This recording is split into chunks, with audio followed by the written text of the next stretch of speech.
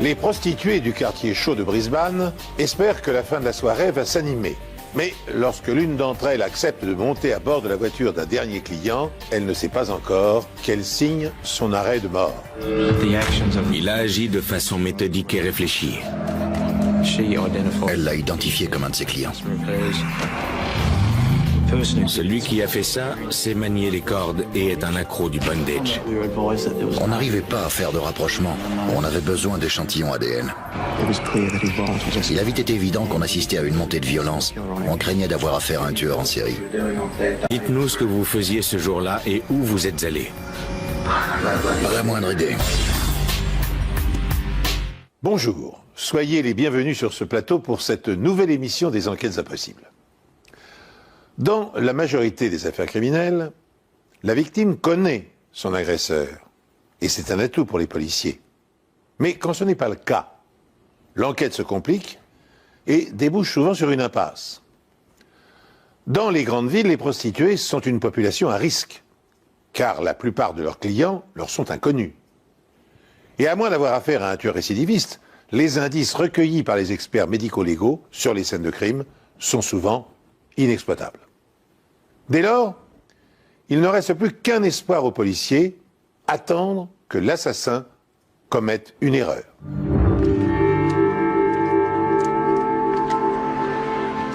On a retrouvé un corps dans les buissons près du poste de police de Kendra, sur un terrain vague. C'est un routier qui l'a découvert en faisant un demi-tour. C'était le corps d'une femme. Elle était en position fétale. Elle portait un haut noir et une paire de bottines noires également.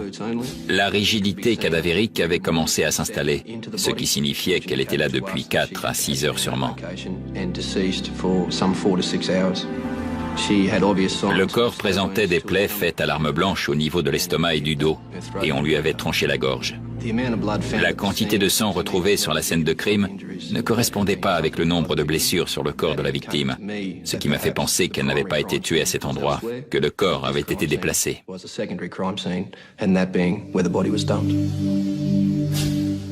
En examinant cette seconde scène de crime, on a relevé des traces de pneus. Apparemment, il s'est dirigé vers l'endroit où le corps de la victime a été retrouvé. Il a fait demi-tour et s'est éloigné.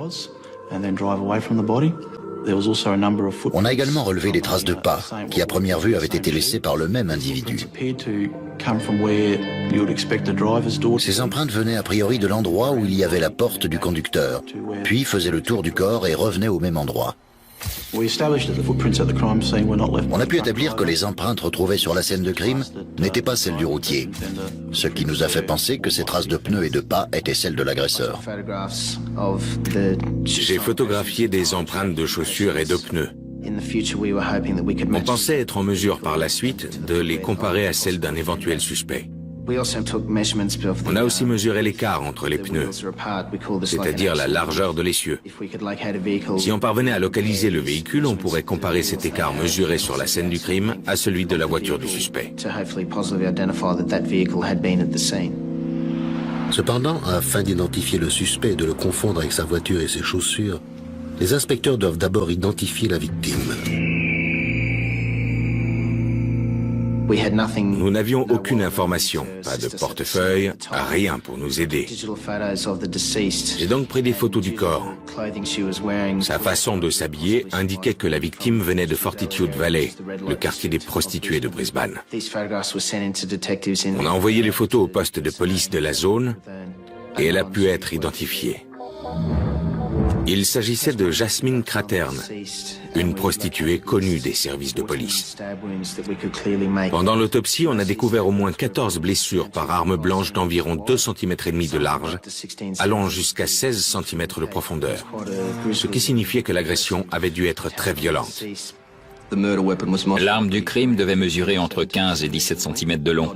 La lame ne devait pas être crantée, mais plutôt lisse de type poignard. La victime ne présentant aucune trace de lutte et le rapport toxicologique n'indiquant la présence d'aucune drogue, elle a probablement été attaquée par surprise.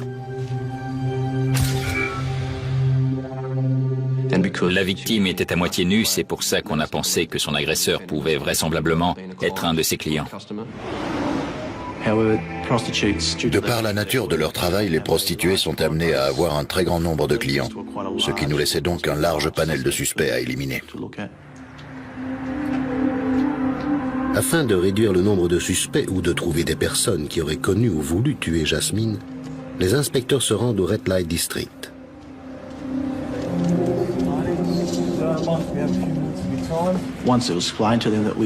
On leur a expliqué qu'on ne s'intéressait pas à leur emploi du temps détaillé, mais qu'on cherchait à élucider le meurtre d'une femme, ce qui a délié les langues. On a découvert qu'avant l'agression, Jasmine portait une mini-jupe avec une veste beige et qu'elle avait un sac à main noir.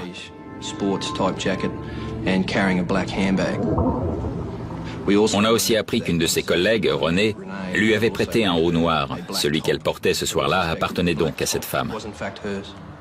Jasmine Crazern, une prostituée de Brisbane, a été sauvagement assassinée. Puis son corps a été transporté et abandonné sur un terrain vague. Son corsage et ses bottines sont examinés afin de recueillir d'éventuelles traces d'ADN de son agresseur. Sachant de quelle manière la victime était habillée la nuit du crime et dans l'espoir d'identifier la silhouette du meurtrier, les policiers passent au crible les bandes vidéo enregistrées par les caméras de surveillance de la ville. Visionner ces vidéos était un travail de longue haleine, mais c'était important, car on a pu voir Jasmine à la caisse d'une station-service. Mais sur cette vidéo, Jasmine est seule. Il est 20h32 et la police sait qu'elle a rencontré son agresseur 3 à 8 heures plus tard. Mais un suspect sort du lot. On a enquêté sur cet homme et on a appris qu'il venait juste de sortir de prison pour coups et blessures à l'arme blanche. Je t'ai dit de me laisser tranquille. Le rapport de police sur le meurtre d'une prostituée de 41 ans, Jasmine Cratern, indique qu'elle a reçu plus de 20 coups de couteau. En définitive, c'était une agression d'une violence inouïe.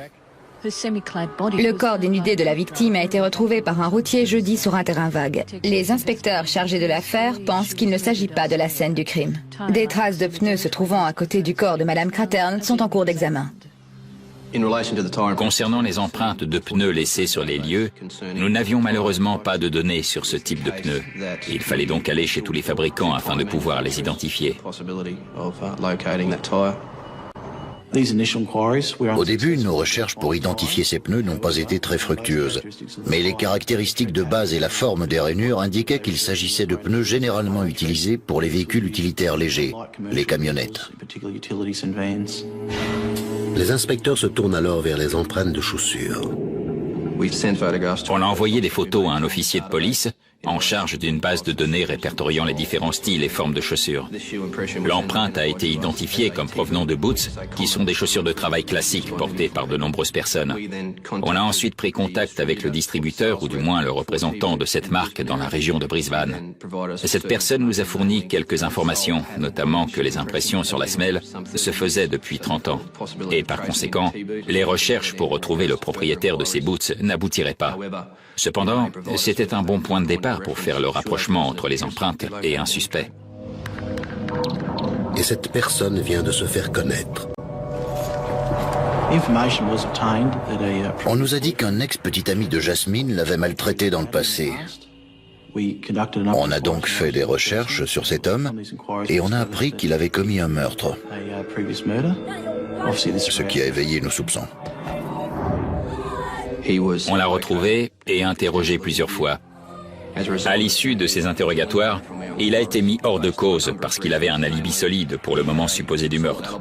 De plus, on ne pouvait pas lui imputer les empreintes de pneus et de chaussures à ce stade de l'enquête.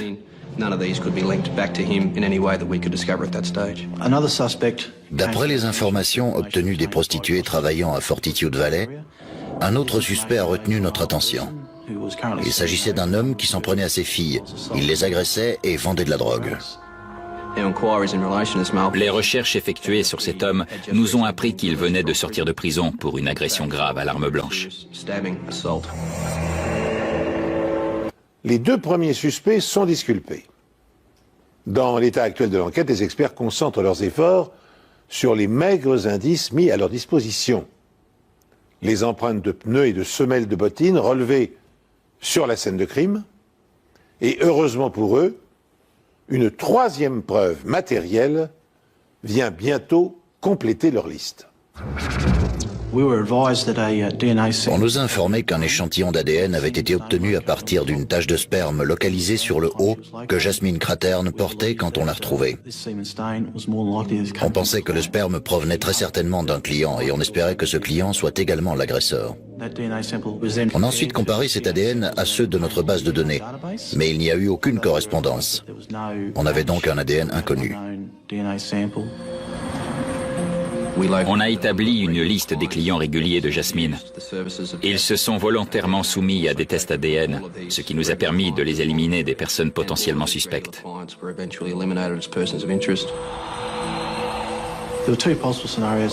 Il y avait deux scénarios possibles. Jasmine avait été tuée soit par une personne qu'elle connaissait, soit par un étranger, un client rencontré ce soir-là. À ce stade de l'enquête, on était pratiquement sûr d'avoir fait le tour des clients de Jasmine et de les avoir écartés en tant que suspects. Il s'agissait donc d'un étranger, quelqu'un que Jasmine ne connaissait pas, un client rencontré ce soir-là. Les inspecteurs de police se sont tous réunis à la réserve de Deepwater Bend, où un employé municipal a retrouvé le corps de cette femme ce matin à 7h30. 6 mois plus tard, une autre prostituée rencontre le même client. Elle était attachée face contre terre. On voyait qu'elle avait reçu des coups de couteau. Les employés ont eux-mêmes délimité la scène de crime. On s'est dit qu'il valait mieux délimiter cette zone qui était manifestement la scène du crime. La police estime que le corps n'était pas là depuis longtemps. Selon toute probabilité, le corps n'était là que depuis quelques heures. Le corps a été retrouvé sur le parking et gisait face contre terre. Elle était complètement nue et ne portait qu'une sandale au pied gauche. Elle avait de nombreuses blessures par arme blanche dans le dos, la poitrine et les flancs.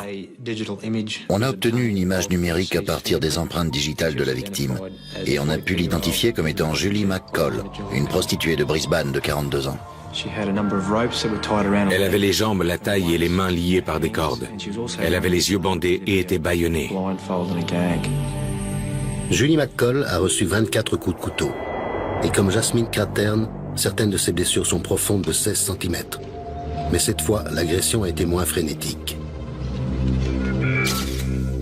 Les cordes n'ont pas été endommagées, ce qui montre que l'agresseur a agi de façon méthodique et réfléchie. Cependant, ces cordes se révèlent être une piste possible. La façon dont les cordes étaient attachées et le métier de Julie McCall indiquaient qu'il s'agissait peut-être de bondage et que la personne ayant utilisé ces cordes était expérimentée. On estimait que ces cordes appartenaient à l'assassin. Ce n'est pas le genre de choses qu'une prostituée a sur elle dans l'attente d'un éventuel client adepte du bondage. On pensait qu'un examen scientifique de ces cordes nous guiderait vers leur propriétaire et peut-être au meurtrier. Après examen, on a découvert que la corde utilisée pour attacher Julie était une corde de coton tressée très répandue.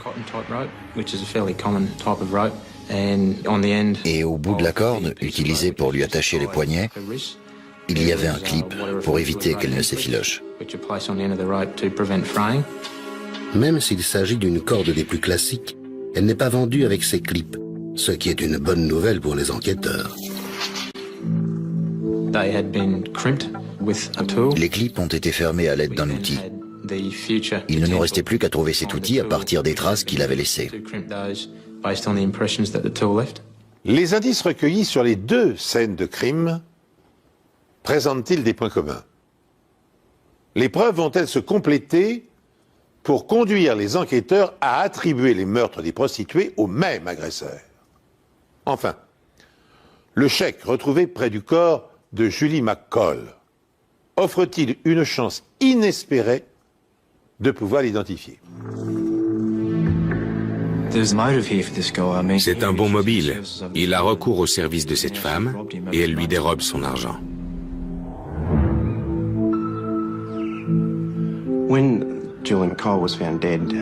Quand on a retrouvé le corps de Julie McCall, j'ai immédiatement pensé au pire. J'étais chez moi quand j'ai reçu un appel et je me suis tout de suite senti mal, en me disant que c'était le même agresseur qui avait encore frappé. Je savais combien l'enquête sur le meurtre de Jasmine avait été difficile et c'était reparti pour un tour. Aucune empreinte de chaussures ou de pneus n'a été retrouvée au cours de l'examen minutieux des lieux autour de la victime et dans le parc. C'était probablement dû au fait qu'il avait plu la nuit du meurtre. À proximité du corps, on a retrouvé un chèque froissé. Ce chèque appartenait à quelqu'un. C'était un énorme progrès dans notre enquête puisqu'on allait pouvoir identifier la dernière personne à avoir vu la victime. On a retrouvé le propriétaire et mis son domicile sous surveillance. À son retour, on l'a intercepté et on l'a longuement interrogé. Il nous a expliqué ses relations avec la victime et nous a dit qu'avant le meurtre, il avait eu recours à ses services. Il pensait avoir été drogué et qu'on lui avait volé des chèques. On s'est dit que c'était un mobile pour cet homme. Il a recours au service d'une prostituée et elle lui vole son argent. Mais il nous a fourni un alibi sur son emploi du temps cette nuit-là et on a pu vérifier ses dires. On a également été en mesure de vérifier sa version des faits sur les chèques volés. Et donc à ce stade de l'enquête, on n'avait plus de quoi poursuivre. Mais on ne l'écartait pas pour autant de l'affaire. Il fallait pousser l'enquête plus loin et explorer toutes les possibilités. Généralement, elles sillonnent les rues la nuit à la recherche de clients. Mais elles craignent d'être la prochaine victime d'un tueur en série qui agit la nuit. Ça peut être n'importe qui ici, on ne peut pas savoir. Il y a plein de mecs bizarres, c'est plus sur le jour. Quand Julie a été retrouvée morte, les médias se sont emparés de l'affaire. Ils ont émis l'hypothèse d'un tueur en série. Notre plus grande peur était qu'une personne s'en prenant aux prostituées soit dans la nature. On avait maintenant 2 meurtres de femmes poignardées à mort en l'espace de 6 mois. Il était fortement possible que cette personne frappe à nouveau.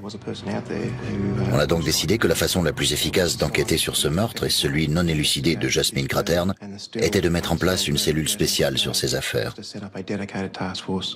Le nom de code de ce détachement spécial était Midas. Il a été créé pour résoudre ces 2 affaires de meurtre et 2 autres cas similaires datant de 1998. Le meurtre de Elizabeth Henry et le passage à tabac de Karen Rickmile. Au départ, les enquêtes seront traitées séparément. Mais il est encore trop tôt pour dire si nous recherchons une ou plusieurs personnes. Une prostituée pense avoir la réponse, du moins pour le meurtre de Julie. Jacinta estime être la dernière personne à avoir vu son amie en vie et à avoir rencontré son assassin. Jacinta nous a dit qu'elle avait bavardé avec Julie vers 2h30 du matin sur Hendrick Street, à Fortitude Valley. Elles ont eu une conversation banale sur le temps, ce genre de choses. Et 20 minutes plus tard, un homme a abordé Jacinta. Ils ont discuté ensemble et il lui a demandé quelque chose de particulier. Il est ensuite entré dans les détails et lui a dit qu'il voulait l'attacher. Mais ça ne l'intéressait pas, elle est donc descendue du véhicule et l'homme est parti en lui disant qu'il reviendrait. Plus tard, Jacinta est allée là où Julie travaillait, mais elle n'y était plus. Jacinta a décrit le conducteur du véhicule comme étant un homme de type caucasien, à la peau blanche, d'environ 40-45 ans, bedonnant. Il avait une moustache, il était joufflu et il portait un polo bleu marine. Ce témoin permet à la police de dresser un portrait robot du suspect. Jacinta fournit aussi une description de la voiture. Jacinta a décrit un pick-up à double cabine parce qu'elle m'a dit qu'en montant à l'avant, côté passager, son ami a pris appui sur le trottoir avec sa jambe gauche. Ça ne correspondait pas à un modèle de 4x4 qui aurait un marchepied. Selon elle, l'intérieur était de la même couleur que la carrosserie et le véhicule était immatriculé dans l'état du Queensland. Les policiers procèdent de la même façon que dans l'affaire Craterne et se procurent toutes les vidéos de surveillance des environs afin d'identifier le véhicule et surtout son numéro d'immatriculation. Par chance, on a trouvé un véhicule correspondant à la description qui sillonnait les rues ce soir-là. Le pick-up apparaît 3 fois sur les vidéos et on s'est dit qu'on tenait quelque chose. Mais à cause de la mauvaise qualité des images et de la pluie, on n'a pas pu identifier sa plaque d'immatriculation, ni même la marque et le modèle. On est donc allé voir plusieurs concessionnaires avec des photos afin qu'ils puissent identifier la voiture. Après avoir épluché de nombreux modèles et de nombreuses marques, nous sommes tombés d'accord pour dire qu'il s'agissait vraisemblablement d'un modèle de pick-up Triton MK sorti entre 1996 et 2001. En parvenant à mettre un nom sur le véhicule probablement utilisé par le tueur récidiviste, les policiers viennent de franchir une étape importante. Mais pour en avoir confirmation, ils doivent être en mesure de démontrer que les empreintes laissées par les pneus d'un pick-up Triton MK sont les mêmes que celles relevées sur la scène du premier crime. On a comparé l'écart des pneus d'un Triton MK avec celui qu'on a retrouvé sur les lieux du meurtre de Jasmine Craterne, et ils étaient similaires. C'était un nouvel indice qui nous laissait penser que les deux meurtres étaient liés, et que donc on devait rechercher un seul et même coupable. La police pense que l'assassin de Julie McCall conduisait ce pick-up. Le véhicule a été filmé seulement 90 minutes après que Julie a été vue dans la rue. La police estime que le conducteur est également coupable du meurtre de Jasmine Craterne 6 mois auparavant. Les inspecteurs chargés de l'affaire découvrent que les empreintes de pneus du Triton MK sont identiques à celles retrouvées à l'endroit où Jasmine a été tuée. C'est une bonne nouvelle. Mais il reste encore à trouver quel type de pneu a laissé ces marques. Nous avions fait notre enquête auprès des fabricants de pneus, mais il fallait explorer toutes les possibilités. On s'est donc tourné vers ceux qui rechappent les pneus. Ils nous ont dit que ce n'était pas du tout un pneu rechappé, mais que c'était peut-être un pneu bas de gamme importé.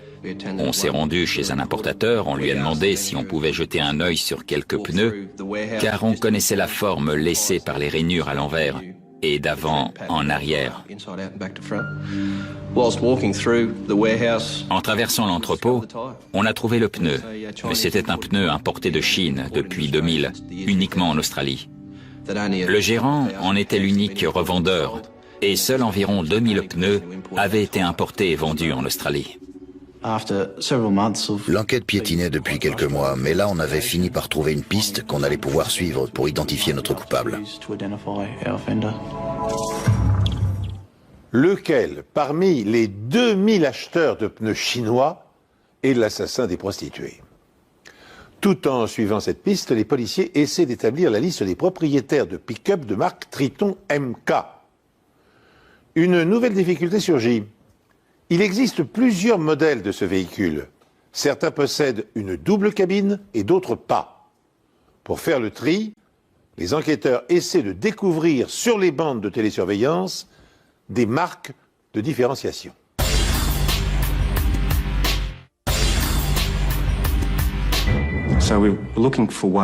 On cherchait un moyen de réduire nos recherches. Les vidéos de surveillance montrent que le véhicule avait été personnalisé. On pouvait remarquer des décorations sur le côté et une antenne de CB. Il y avait également des feux anti-brouillard, une barre pare-choc Safari et un pare-brise arrière en plexiglas de la même couleur que le véhicule. On a utilisé ces éléments pour affiner nos recherches.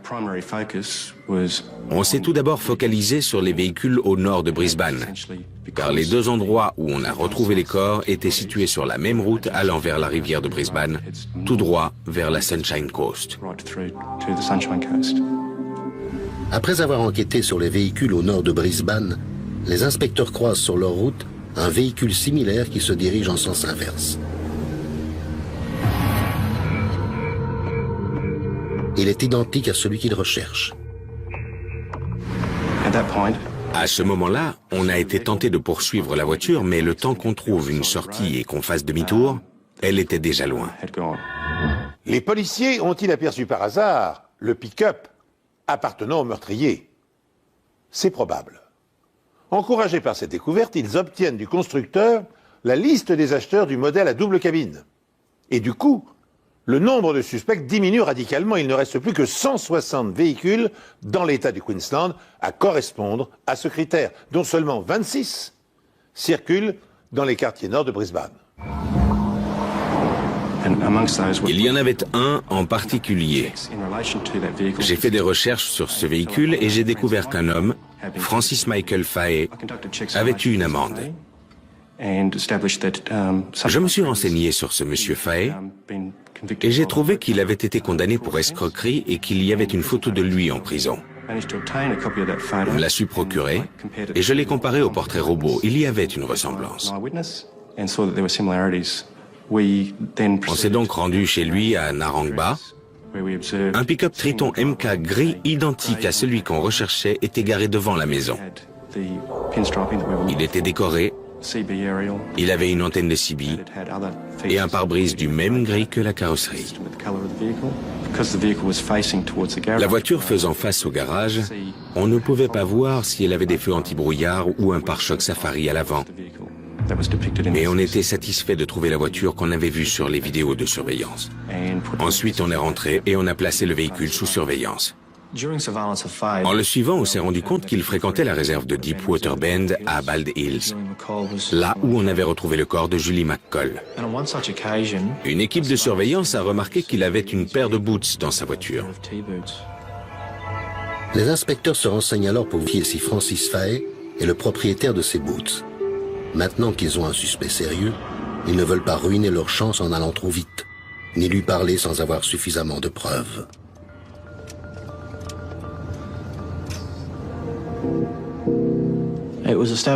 Francis Faye avait travaillé pour les services ambulanciers du Queensland. On s'est renseigné auprès d'un vendeur qui nous a certifié qu'à un certain moment, ses chaussures étaient fournies aux ambulanciers. On s'est ensuite penché sur l'incarcération de Faye à la prison de Rockhampton. Ils nous ont envoyé la liste des effets personnels qu'il avait sur lui quand il a été incarcéré et on a pu constater qu'il portait des boots. Nos équipes de surveillance nous ont confirmé que les pneus du véhicule de Faye étaient les mêmes pneus importés de Chine dont on avait retrouvé l'empreinte sur les lieux du meurtre de Jasmine Craterne. On était de plus en plus convaincus que les meurtres de Julie McCall et Jasmine Craterne étaient liés comme on l'avait pensé. À ce stade de l'enquête, on avait donc établi que Faye possédait et portait des boots, que sa voiture avait des pneus importés de Chine qui correspondaient aux empreintes retrouvées sur les lieux du crime et qu'il connaissait la réserve de Deepwater Bend. La seule pièce manquante au puzzle dans notre enquête était l'ADN. Faye était sous surveillance et on a récupéré un de ses mégots de cigarettes pour le faire analyser. Les résultats ont révélé que son ADN correspondait à celui retrouvé sur le haut de Jasmine Craterne. Les inspecteurs retournent alors voir la prostituée qui a prêté ce haut à Jasmine. Ils veulent vérifier si elle portait ce haut lorsqu'elle travaillait et si Francis Faye a été un de ses clients, ce qui expliquerait pourquoi on a retrouvé son sperme dessus. René s'est rendu compte que ce haut ne lui appartenait pas. De plus, ce qu'elle va raconter aux policiers va se révéler très important à ce stade de l'enquête.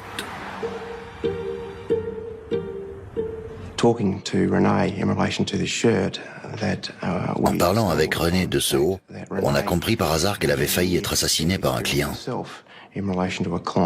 On lui a montré des photos parmi lesquelles figurait celle de Francis Faye et elle nous a dit qu'il avait été son client début 2002. Soit 6 mois avant la mort de Jasmine. René nous a dit qu'elle est montée avec Faye alors qu'elle se prostituait sur Brunswick Street à Fortitude Valley et qu'il s'était dirigé au nord de Brisbane.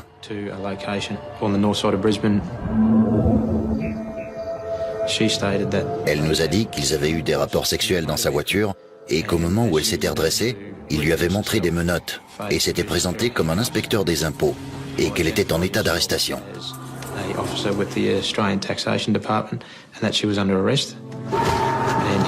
Il a essayé de la menotter à l'intérieur de sa voiture, mais elle lui a échappé. Il l'a poursuivie et a tenté de l'écraser.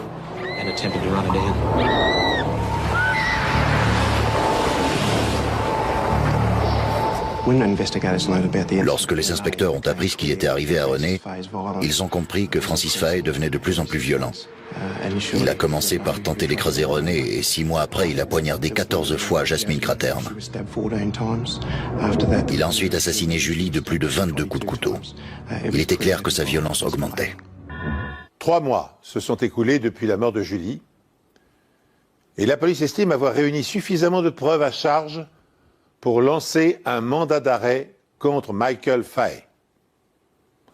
Dans l'espoir de récolter des indices supplémentaires, il perquisitionne son domicile en employant les grands moyens. La perquisition effectuée par plus de 50 officiers de police ce matin à 5h30 était orchestrée par le détachement spécial qui a enquêté sur les meurtres de prostituées de Fortitude Valley, Julie McCall, Elizabeth Henry, Jasmine Cratern et la tentative de meurtre sur Karen Ann Redmile. Les occupants de la maison sont actuellement interrogés et coopèrent avec les services de police pour faire avancer l'enquête. Nous faisons partie du détachement spécial appelé Midas, qui enquête sur les meurtres de plusieurs prostituées dans la région de Fortitude Valley entre 1998 et maintenant. Est-ce que vous comprenez? Oui. On est allé au commissariat pour participer à l'interrogatoire filmé de Fahey concernant les meurtres des prostituées. Il était très calme et prudent. Sur le trajet, vous m'avez dit que vous alliez souvent dans la vallée. J'y allais, oui. D'accord. Il a expliqué qu'il était allé à cet endroit tard le soir parce qu'il s'inquiétait pour une de ses proches qui allait souvent là-bas. D'après ce que je sais, elle ne touchait rien de la sécurité sociale. Il fallait bien qu'elle trouve de l'argent. J'ai tout de suite pensé à ça parce qu'elle allait là-bas. Alors j'ai pensé qu'elle vendait ses services. Et ces filles vous ont parlé? Non. Je crois que vous m'avez dit que ça les a agacées quand elles ont compris que vous n'étiez pas un client. Ouais. Très bien. Et vous m'avez dit dans la voiture ne jamais avoir été voir des prostituées dans le coin. Non. Et vous ne connaissez ni Jasmine Cratern, ni Julie McCall qui travaillait là-bas. Non. Mais je me souviens que vous m'avez dit qu'à une ou deux reprises, les filles sont montées dans votre voiture pour discuter, c'est ça?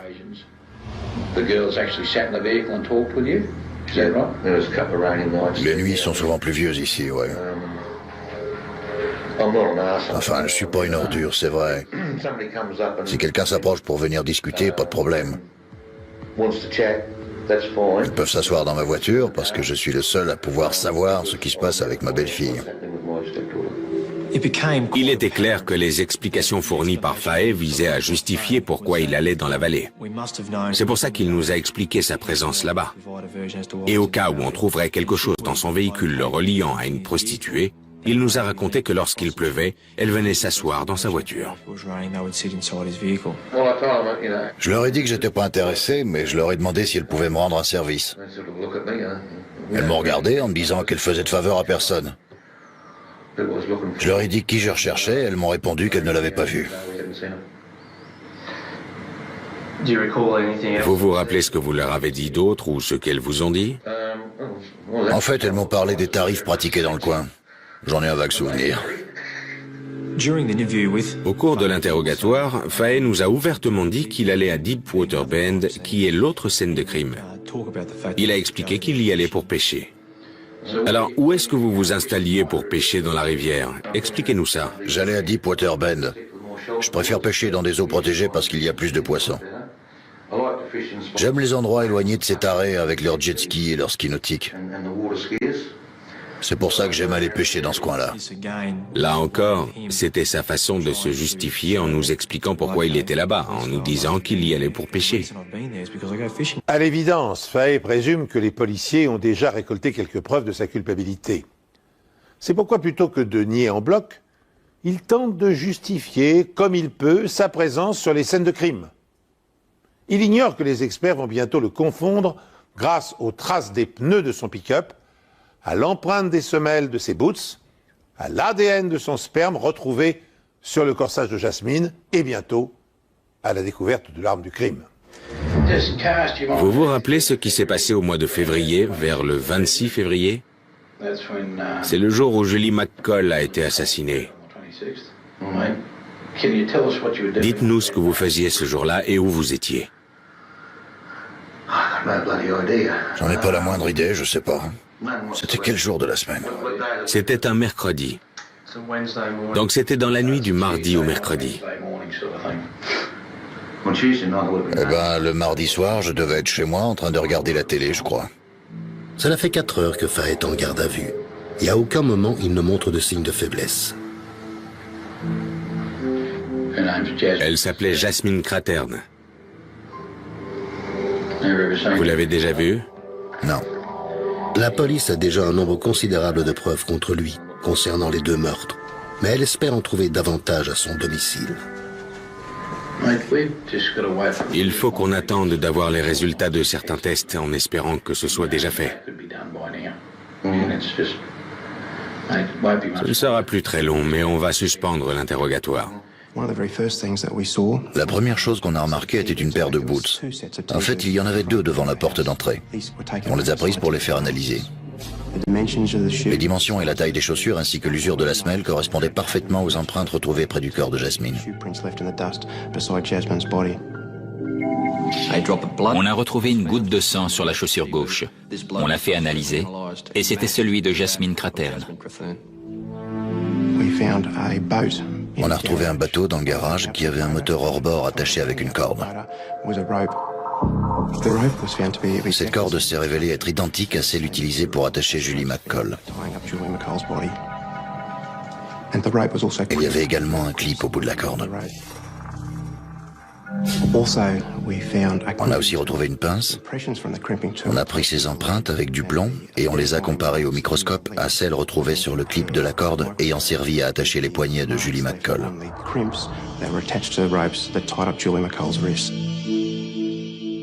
Les empreintes se sont révélées parfaitement identiques. La preuve la plus évidente qu'on a trouvée au domicile de Francis Fahey était une baïonnette. Les dimensions de l'arme coïncidaient avec les blessures observées sur les corps de Jasmine et Julie. Pendant la perquisition, l'interrogatoire a été suspendu un long moment. Et c'est à ce moment-là qu'il s'est mis à parler. Vous voulez de l'eau ou du café? Non, j'ai ce qu'il faut. Là, on a senti que Fahey avait du mal à coller à sa version des faits. Il devait se douter qu'on allait trouver des preuves accablantes de sa culpabilité pour ces 2 meurtres. Ça devenait trop lourd à porter. C'est là que Fahey nous a fait rappeler dans la salle d'interrogatoire. On vient de me demander de revenir vous voir parce que vous vouliez me parler. Ouais. Alors de quoi voulez-vous me parler cette fois? Je veux vider mon sac. Est-ce que ça a un rapport avec notre discussion de ce matin? Ouais. Je veux vous faire des aveux pour ce qui s'est passé à Kendra et à Deepwater Bend. Fahey s'est mis à parler du meurtre de Jasmine Craterne. Il nous a expliqué qu'il l'avait emmenée dans la vallée cette nuit-là. Quand cette fille s'est approchée, elle m'a demandé si je voulais de la compagnie. Je lui ai répondu ouais, que j'étais pas contre un peu de compagnie. Elle m'a donné ce tarif, 50 € pour une fellation. Ça m'a intéressé, j'ai accepté.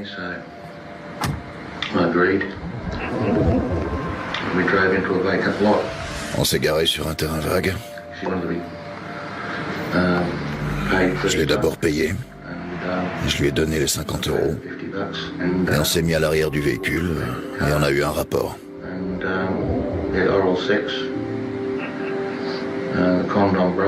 Le préservatif s'est déchiré. Et après, tout ce dont je me souviens, c'est d'être en train de rouler comme un fou.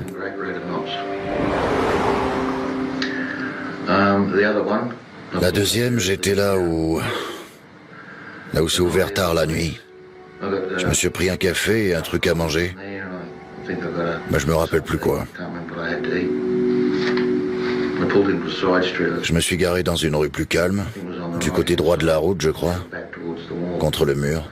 Je me suis arrêté là pour finir mon café. Et une fille a frappé à la fenêtre pour me proposer ses services. Elle me proposait une fellation pour 25 € et je me suis dit... Elle s'est assise à côté de moi pendant que je buvais mon café et elle a commencé à me demander ce qui me plaisait. Des trucs dans le genre. Je lui ai parlé de bondage. Et elle m'a proposé d'aller chez elle. Je lui ai dit non, pas chez elle. J'aurais pas été bien. Et alors le seul endroit auquel j'ai pensé, c'était Deepwater Bend. Je lui ai proposé et elle était d'accord pour y aller. Elle m'a dit qu'avec ce temps, elle aurait pas beaucoup de clients ce soir.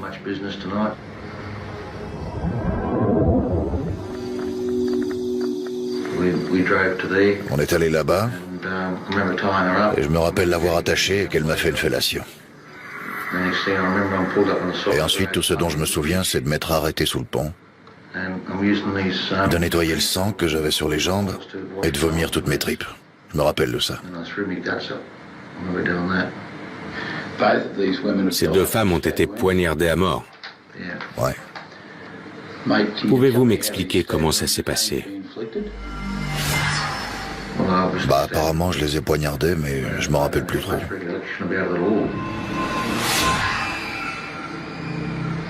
Vous vous souvenez de ce que vous leur avez fait?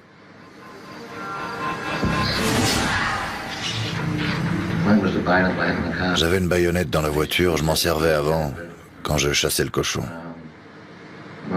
C'était bien pour tuer le cochon. Je vous ai montré ces photos tout à l'heure et vous m'avez dit que vous ne les connaissiez pas. Je vais vous les montrer à nouveau. C'est Julie McCall et Jasmine Craterne. Alors vous ne vous en souvenez toujours pas? Apparemment c'est elle, mais je les ai jamais vraiment regardées. Je m'en foutais. Pendant l'enquête et les interrogatoires, la police a écarté la responsabilité de Fahey dans le meurtre d'Elizabeth Henry et de celui de Karen Redmile, qui est morte des suites de ses blessures. Ces deux affaires n'ont pas été élucidées. Francis Fahey a été accusé d'homicide sur les personnes de Jasmine Craterne et de Julie McCall. Le procès a débuté en septembre 2005 et a duré 3 semaines. La défense de Francis Fahey a choisi de ne pas se servir des preuves à décharge. Le jury a délibéré pendant 6 heures et l'a reconnu coupable pour les 2 meurtres. Francis Fahey est condamné 2 fois à une peine de prison à perpétuité, soit au moins à 25 ans de réclusion. Si son comportement est jugé satisfaisant par l'administration pénitentiaire, il devra attendre l'année 2028 avant de pouvoir demander une mise en liberté conditionnelle. Il sera alors âgé de 78 ans. Les inspecteurs qui ont contribué à l'arrestation du second tueur en série du Queensland se réjouissent du verdict. Maintenant que cette enquête difficile est terminée, nous espérons que les familles des victimes pourront faire leur deuil.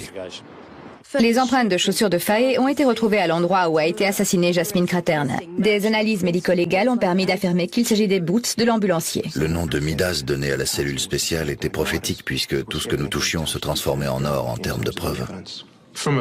D'un point de vue médico-légal, c'était l'enquête parfaite. Toutes les preuves qu'on a trouvées ont été concluantes. C'était très satisfaisant pour les membres du détachement spécial et pour l'ensemble de la police que Francis Fahey soit reconnu coupable de ces meurtres. Je reste persuadé que s'il n'avait pas été arrêté, il aurait continué. Vous vous sentez mieux maintenant? D'un côté, oui, mais de l'autre, non. Vous ne comprenez pas pourquoi c'est arrivé? Je comprends pas pourquoi, parce que j'ai passé ma vie à sauver des vies. Et je les ai tués, mais je sais pas pourquoi. Lors de son procès, Francis Michael Fahey a plaidé son irresponsabilité dans les 2 meurtres de 2 prostituées, arguant que son dégoût de la violence aurait dû l'empêcher de commettre des actes d'une telle barbarie. Il a reconnu s'être nettoyé du sang de ses victimes, mais affirme n'avoir aucun souvenir de les avoir tailladées à mort avec sa baïonnette.